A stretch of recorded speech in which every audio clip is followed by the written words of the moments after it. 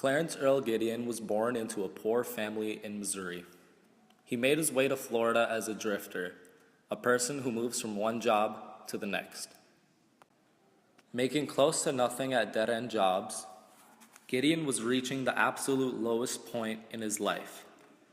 One night, he walked up to a local pool room, the Bay Harbor Pool Room, and broke into it. He stole liquor and cash from the register, and as he was leaving, he broke the cigarette machine and took a couple packs.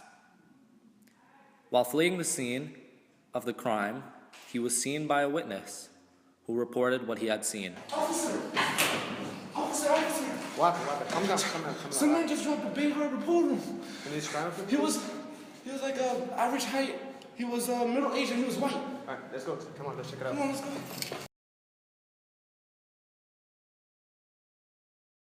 As Gideon walked into the courtroom, he noticed that there was no attorney standing at the defendant's stand. He had the presumption that the court would provide him an attorney since he was too poor to afford one. All rise to greet the Honorable Judge. Presenting Gideon versus Bay Harbor Pool Room. All parties have been sworn in. Please be seated.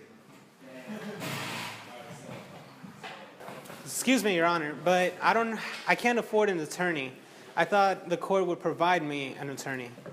Under Florida state law, we aren't required to give you an attorney unless it's a capital offense. So I have to represent myself, Your Honor? You obviously can't afford one, so yes. We, the jury, find Clarence Earl Gideon guilty of breaking and entering and petty larceny.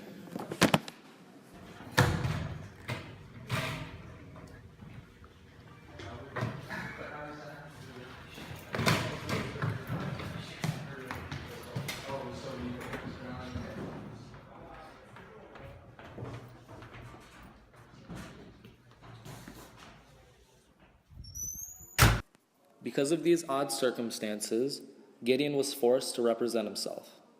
Having close to no knowledge of the law, or how to represent himself, or even public speaking in general, Gideon was found guilty and sent to 5 years in jail.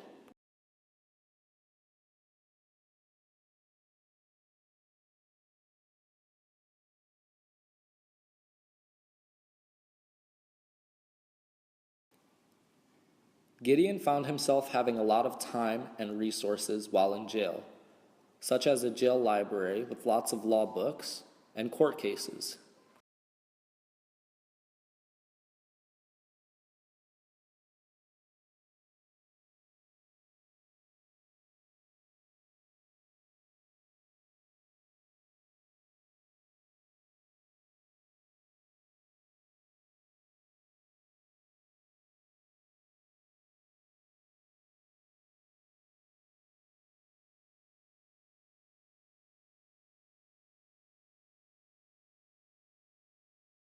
Gideon decided to take advantage of the resources he had at hand.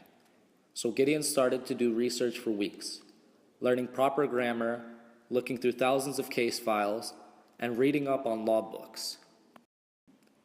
After weeks of preparation, when Gideon felt he was ready, he started writing his letter. He wrote to the Warren Court, which was under Chief Justice of the Supreme Court, Earl Warren. He described his circumstances and petitioned them to hear his case. As Gideon is led into the courtroom, he is greeted by his attorney, Abe Fortas, assigned to him by the Supreme Court. Abe Fortas was a very prominent attorney at the time and a future Supreme Court justice.